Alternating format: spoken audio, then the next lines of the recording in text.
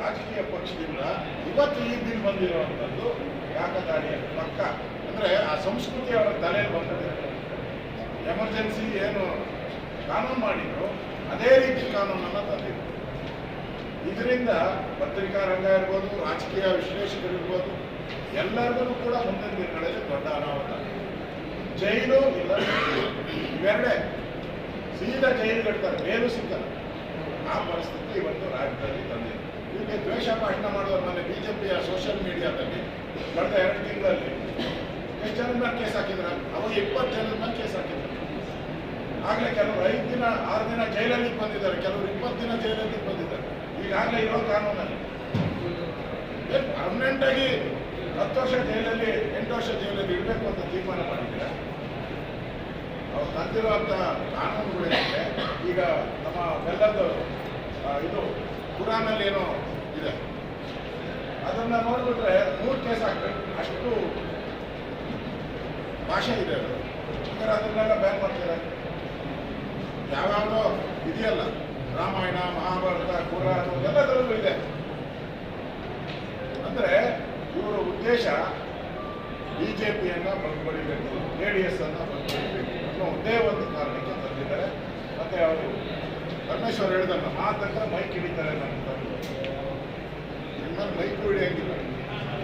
ಆ ಪರಿಸ್ಥಿತಿ ಬಂದಿದೆ. ಇವತ್ತು ಏನು ಸ್ಪೀಕರ್ ನಡವಳಿಕೆ ಇದೆಯಲ್ಲ, ಇದು ಸರಿ ಇಲ್ಲ. ಯಾವ ಸ್ಪೀಕರ್ ಇದ್ದಾರೆ? ನಿನ್ನೆನೇ ಸ್ಪೀಕರ್ ಅವರು ಅಧ್ವಾನ ಮಾಡಿದ್ದಾರೆ ನಮ್ಮ ಇದನ್ನು 0 ಅವರಿಗೆ ಕೊಟ್ಟು ಹೆರಾಲ್ಡ್ ಪತ್ರಿಕೆ ಅವರ ವಿಚಾರವನ್ನು 0 ಅವರು ಬರೋದಿಲ್ಲ. ಇವತ್ತು ಮತ್ತೆ ಚರ್ಚೆ ಬಿಲ್ ಯಾವತ್ತೂ ಹಿಂಗಾಗಬಾರ್ದು, ಚರ್ಚೆ ಆಗಬೇಕಾಗಿ ಚರ್ಚೆ ಆಗಿ ಅದಾದಮೇಲೆ ನಾವು ಕೂಡ ಅದರಲ್ಲಿ ಡಿಬೇಟ್ ಮಾಡೋಕ್ಕೆ ಸುಮಾರು 12 ಜನ ನಮ್ಮ ಶಾಸಕರು ಡಿಬೇಟ್ ಮಾಡೋಕ್ಕೆ ಇದ್ರು. JDSನ ಶಾಸಕರು ಡಿಬೇಟ್ ಮಾಡ್ತಾ ಇದ್ರು, ಆಡಳಿತ ಪಕ್ಷಗಳು ಮಾಡ್ತಾರೆ, ಡಿಬೇಟ್ ಮಾಡಬೇಕಾಗಿತ್ತು. ಅದು ಬಿಟ್ಟು ಏಕಾಏಕಿ ಮಾಡಿದ್ದಾರೆ ಅಂದರೆ ಮತ್ತೆ ದೌರ್ಜನ್ಯ, ಮತ್ತೆ ಗೂಂಡಾಗಿ, ಮತ್ತೆ ಎಮರ್ಜೆನ್ಸಿಯ ನೆನಪುಗಳು, ಮತ್ತೆ ನಮಗೆ 1975ರ ಎಮರ್ಜೆನ್ಸಿಯ ನೆನಪುಗಳಲ್ಲ ಮತ್ತೆ ಈ ಸರ್ಕಾರ ತರ್ತಾ ಇದೆ. ಇದು ಖಂಡನೀಯ, ನಾವು ಬಿಡಲ್ಲ. ಮತ್ತೆ ಇದನ್ನು ಹೋರಾಟವನ್ನು ನಾವು ಮಾಡೇ ಮಾಡ್ತೇವೆ. ವಿಧಾನಸಭೆ ಒಳಗಡೆ ಮತ್ತೆ ನಾವು ಹೋರಾಟ ದಾಟಿನವರು ಮಾತಾಡಿರುವಂಥದ್ದು ಅಕ್ಷಮ್ಯ ಅಪರಾಧ. ಕರಾವಳಿ ಭಾಗದ ಮತದಾರರಿಗೆ ಅಪಮಾನ ಮಾಡಿರುವಂಥವ್ರು ಬೈತೆ ಸುರೇಶ್ ಅವರು.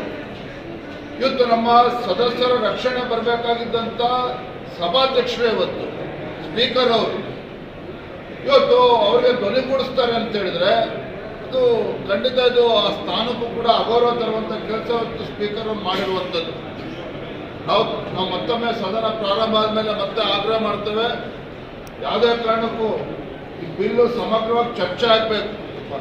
ಮಾನ್ಯ ಅಶೋಕ್ ಅವರು ಹೇಳಿದರು, ಇವತ್ತು 1975ರ ತುರ್ತು ಪರಿಸ್ಥಿತಿಯನ್ನು ನೆನಪು ಮಾಡುವಂಥ ಕೆಲಸವನ್ನು ಇವತ್ತು ಕಾಂಗ್ರೆಸ್ ಪಕ್ಷ ಸರ್ಕಾರ ಮಾಡಿದುಕೊಂಡಿದೆ.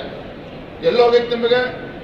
ಬೆಂಗಳೂರಿನ ವಿಧಾನಸೌಧದಲ್ಲಿ ಪಾಕಿಸ್ತಾನ ಜಿಂದಾಬಾದ್ ಅಂತ ಹೇಳಿದಾಗ ಎಲ್ಲೋಗಿತ್ತು ನಿಮಗೆ ತಾಕತ್ತಿ ಸರ್ಕಾರಕ್ಕೆ? ಇಂಥ ಲಜ್ಜೆಗೆಟ್ಟ ಕಾಂಗ್ರೆಸ್ ಸರ್ಕಾರ ಇವತ್ತು ಪಾಕಿಸ್ತಾನ ಜಿಂದಾಬಾದ್ ಅಂತ ಯಾವನು ಘೋಷಣೆಗೆ ಹೋಗಿದ್ದ ಅವನು ಇವತ್ತು ಒಳಗಾಕಬೇಕಾಗಿತ್ತು. ಅದನ್ನ ಇವ್ರು ಮಾಡಲಿಲ್ಲ ಕಾಂಗ್ರೆಸ್ ಸರ್ಕಾರ. ಇವತ್ತು ಹೇಟ್ ಸ್ಪೀಚ್ ಬಿಲ್ ಅಂತೇಳಿ ನೆಪ ಮಾಡಿಕೊಂಡು ಪ್ರಜಾಪ್ರಭುತ್ವದ ಕಗ್ಗೊಲೆ ಮಾಡೋಕ್ಕೆ ಹೊರಟಿದ್ದಾರೆ. ಇದು ಅಕ್ಷಮ್ಯ ಅಪರಾಧ. ಇವತ್ತು ವಿರೋಧ ಪಕ್ಷವನ್ನು ಮಟ್ಟ ಹಾಕುವಂಥ ಕೆಲಸ ಇದು. ಹೇಟ್ ಸ್ಪೀಚ್ ಬಿಲ್ ಅಲ್ಲ, ಹೇಟ್ ಅಪೋಸಿಷನ್ ಬಿಲ್ ಇವತ್ತು ಕಾಂಗ್ರೆಸ್ ಸರ್ಕಾರ ತಂದಿರುವಂಥದ್ದು. ಇವತ್ತು ವಿರೋಧ ಪಕ್ಷದ ಧ್ವನಿಯನ್ನು ಅಡಗಿಸುವಂಥ ಕೆಲಸ ಮಾಡಿದುಕೊಟ್ಟಿದ್ದಾರೆ. ಪತ್ರಿಕಾ ರಂಗವನ್ನು ಕೂಡ ಅವರ ಧ್ವನಿಯನ್ನು ಕೂಡ ಅಡಗಿಸುವಂಥ ಕೆಲಸ ಮಾಡಿದುಕೊಟ್ಟಿದ್ದಾರೆ. ಸಾಮಾಜಿಕ ಜಾಲತಾಣದಲ್ಲೂ ಕೂಡ ಯಾರು ತಮ್ಮ ಅಭಿಪ್ರಾಯವನ್ನು ತಿಳಿಸಿದ್ರೆ ಅದನ್ನು ಕೂಡ 10ಕ್ಕೆ 7 ವರ್ಷ 8 ವರ್ಷ ಜೈಲಿಗೆ ಹಾಕುವಂಥ ಒಂದು ದುಸ್ಸಾಹಸಕ್ಕೆಯನ್ನು ಮಾಡಿದುಕೊಟ್ಟಿದ್ದಾರೆ. ಇದು ಖಂಡಿತ ಭಾರತೀಯ ಜನತಾ ಪಾರ್ಟಿ ಅದನ್ನು ಸಹಿಸೋದಿಲ್ಲ. ಈ ರೀತಿ ಅದಕ್ಕೆ ಅಧಿಕಾರ ಬಂದಿದೆ ಅಂತೇಳಿ ಮದ ಬಂದಂತೇನು ನಡವಳಿಕೆ ನಿಮ್ಮದು ಇದೆ ಸರ್ಕಾರದ್ದು, ಇದು ಖಂಡಿತ ಇದು ಪ್ರಜಾಪ್ರಭುತ್ವ ವಿರೋಧಿ ನಡೆ. ಇದು ನಾವು ಇದನ್ನು ವಿರೋಧ ಮಾಡ್ತೇವೆ. ರಾಜಕೀಯ ಪಕ್ಷದಿಂದ ಇವತ್ತು ಈ ದಿನ ಬಂದಿರುವಂಥದ್ದು ಯಾಕದಾಡಿ ಪಕ್ಕ ಅಂದರೆ ಆ ಸಂಸ್ಕೃತಿ ಅವರ ತಲೆಯಲ್ಲಿ ಬಂದಿದೆ. ಎಮರ್ಜೆನ್ಸಿ ಏನು ಕಾನೂನು ಮಾಡಿದ್ರು ಅದೇ ರೀತಿ ಕಾನೂನನ್ನು ತಂದಿದ್ರು. ಇದರಿಂದ ಪತ್ರಿಕಾ ರಂಗ ಇರ್ಬೋದು, ರಾಜಕೀಯ ವಿಶ್ಲೇಷಕರಿರ್ಬೋದು, ಎಲ್ಲರಿಗೂ ಕೂಡ ಮುಂದಿನ ದಿನಗಳಲ್ಲಿ ದೊಡ್ಡ ಅನಾಹುತ. ಜೈಲು ಇಲ್ಲ, ಇವೆರಡೇ ಸೀದಾ ಜೈಲು ಕಟ್ತಾರೆ, ಬೇರು ಸಿಕ್ಕಲ್ಲ. ಆ ಪರಿಸ್ಥಿತಿ ಇವತ್ತು ರಾಜ್ಯದಲ್ಲಿ ತಂದಿದೆ. ಇದಕ್ಕೆ ದ್ವೇಷ ಭಾಷಣ ಮಾಡೋರು ನನ್ನ ಬಿಜೆಪಿಯ ಕಳೆದ 2 ತಿಂಗಳಲ್ಲಿ ಎಷ್ಟು ಜನ ಮೇಲೆ ಕೇಸ್ ಹಾಕಿದ್ರ? ಅವಾಗ 20 ಜನರ ಮೇಲೆ ಕೇಸ್ ಹಾಕಿದ್ರು. ಆಗಲೇ ಕೆಲವರು 5 ದಿನ 6 ದಿನ ಜೈಲಲ್ಲಿ ಬಂದಿದ್ದಾರೆ, ಕೆಲವರು 20 ದಿನ ಜೈಲಲ್ಲಿ ಬಂದಿದ್ದಾರೆ. ಈಗಾಗಲೇ ಇರೋ ಕಾನೂನಲ್ಲಿ ಪರ್ಮನೆಂಟ್ ಆಗಿ 10 ವರ್ಷ ಜೈಲಲ್ಲಿ 8 ವರ್ಷ ಜೈಲಲ್ಲಿ ಇಡಬೇಕು ಅಂತ ತೀರ್ಮಾನ ಮಾಡಿದ್ದೀರಾ? ಅವ್ರು ತಂದಿರುವಂಥ ಕಾನೂನುಗಳಿದೆ. ಈಗ ನಮ್ಮ ಬೆಲ್ಲದ್ದು ಇದು ಕುರಾನಲ್ಲಿ ಏನೋ ಇದೆ, ಅದನ್ನ ನೋಡಿಬಿಟ್ರೆ 3 ಕೇಸ್ ಹಾಕ್ಬೇಕು, ಅಷ್ಟು ಭಾಷೆ ಇದೆ ಅದು. ಅಂದರೆ ಅದನ್ನೆಲ್ಲ ಬ್ಯಾನ್ ಮಾಡ್ತಾರೆ. ಯಾವ್ಯಾವುದೋ ಇದೆಯಲ್ಲ, ರಾಮಾಯಣ, ಮಹಾಭಾರತ, ಕುರಾನ್ ಎಲ್ಲದರಲ್ಲೂ ಇದೆ. ಅಂದರೆ ಇವರ ಉದ್ದೇಶ ಬಿಜೆಪಿಯನ್ನ ಬಗ್ಬಡಿಬೇಕು, JDS ಅನ್ನ ಬಗ್ಬಡಿಬೇಕು ಅನ್ನೋ ಒಂದೇ ಒಂದು ಕಾರಣಕ್ಕೆ ತಂದಿದ್ದಾರೆ. ಮತ್ತೆ ಅವರು ಪರಮೇಶ್ವರ್ ಹೇಳಿದಲ್ಲ, ಮಾತಂದ್ರೆ ಮೈಕ್ ಹಿಡಿತಾರೆ ನನ್ನ ನಿಮ್ಮಲ್ಲಿ ಮೈಕ್ ಹಿಡಿಯಂಗಿಲ್ಲ, ಆ ಪರಿಸ್ಥಿತಿ ಬಂದಿದೆ. ಇವತ್ತು ಏನು ಸ್ಪೀಕರ್ ನಡವಳಿಕೆ ಇದೆಯಲ್ಲ, ಇದು ಸರಿ ಇಲ್ಲ. ಯಾವ ಸ್ಪೀಕರ್ ಇದೆಲ್ಲ ನಿನ್ನೆನೆ ಸ್ಪೀಕರ್ ಅವರು ಅಧ್ವಾನ ಮಾಡಿದ್ದಾರೆ. ನಮ್ಮ ಇದನ್ನು 0 ಅವರಿಗೆ ಕೊಟ್ಟು ಹೆರಾಲ್ಡ್ ಪತ್ರಿಕೆ ಅವರ ವಿಚಾರವನ್ನು 0 ಅವರು ಬರೋದಿಲ್ಲ. ಇವತ್ತು ಮತ್ತೆ ಚರ್ಚೆ ಬಿಲ್ಲು ಯಾವತ್ತೂ ಹಿಂಗಾಗಬಾರ್ದು, ಚರ್ಚೆ ಆಗಬೇಕಾಗಿ ಚರ್ಚೆ ಆಗಿ ಅದಾದಮೇಲೆ ನಾವು ಕೂಡ ಅದರಲ್ಲಿ ಡಿಬೇಟ್ ಮಾಡೋಕ್ಕೆ ಸುಮಾರು 12 ಜನ ನಮ್ಮ ಶಾಸಕರು ಡಿಬೇಟ್ ಮಾಡೋಕ್ಕೆ ಇದ್ರು. JDSನ ಶಾಸಕರು ಡಿಬೇಟ್ ಮಾಡ್ತಾ ಇದ್ರು, ಆಡಳಿತ ಪಕ್ಷಗಳು ಮಾಡ್ತಾರೆ, ಡಿಬೇಟ್ ಮಾಡಬೇಕಾಗಿತ್ತು. ಅದು ಬಿಟ್ಟು ಏಕಾಏಕಿ ಮಾಡಿದ್ದಾರೆ ಅಂದರೆ ಮತ್ತೆ ದೌರ್ಜನ್ಯ, ಮತ್ತೆ ಗೂಂಡಾಗಿ, ಮತ್ತೆ ಎಮರ್ಜೆನ್ಸಿಯ ನೆನಪುಗಳು, ಮತ್ತೆ ನಮಗೆ 1975ರ ಎಮರ್ಜೆನ್ಸಿಯ ನೆನಪುಗಳನ್ನ ಮತ್ತೆ ಈ ಸರ್ಕಾರ ತರ್ತಾ ಇದೆ. ಇದು ಖಂಡನೀಯ, ನಾವು ಬಿಡಲ್ಲ. ಮತ್ತೆ ಇದನ್ನು ಹೋರಾಟವನ್ನು ನಾವು ಮಾಡೇ ಮಾಡ್ತೇವೆ. ವಿಧಾನಸಭೆ ಒಳಗಡೆ ಮತ್ತೆ ನಾವು ಹೋರಾಟ ದಾಟಿನವರು ಮಾತಾಡಿರುವಂಥದ್ದು ಅಕ್ಷಮ್ಯ ಅಪರಾಧ.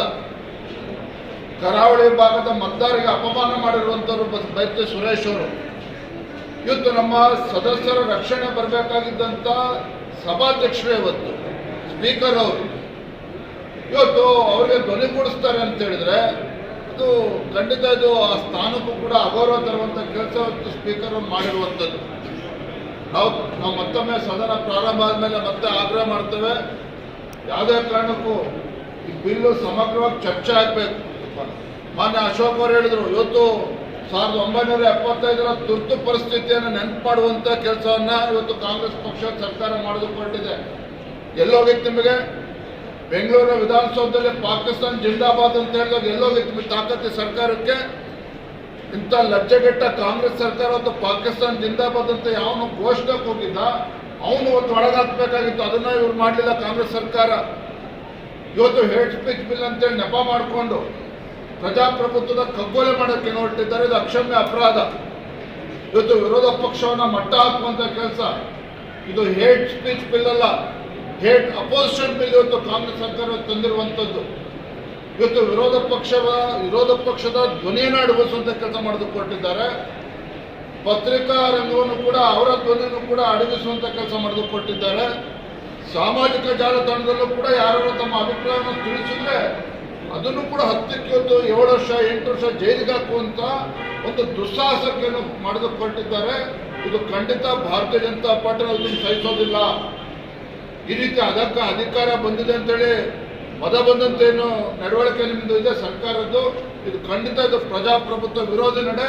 ಇದು ನಾವು ಇದನ್ನು ವಿರೋಧ ಮಾಡ್ತೇವೆ. ಹೆಚ್ಚಿನ ವಿಡಿಯೋಗಳಿಗೆ ಪ್ರತಿಧ್ವನಿ ಯೂಟ್ಯೂಬ್ ಚಾನೆಲ್ ಸಬ್ಸ್ಕ್ರೈಬ್ ಮಾಡಿ, ಬೆಲ್ ಐಕಾನ್ ಕ್ಲಿಕ್ ಮಾಡಿ.